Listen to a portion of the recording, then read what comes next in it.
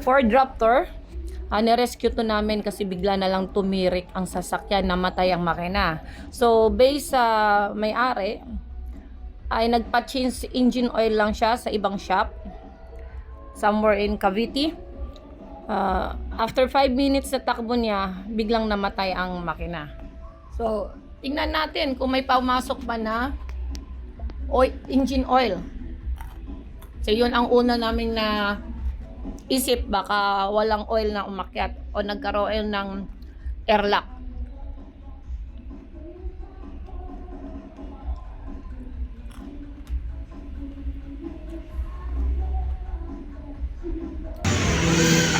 Ayun. Wala. Buksan natin. Ayun sa ano pa lang. Kita na. Ayun Hindi nagbumba. Ang langis mo Walang hindi langis pumasok.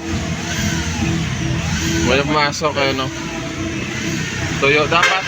Sa ganito may ano na to, may langis. Pag binunot mo langis agad to. Pero yan tuyo po. Bago ma-filter mo.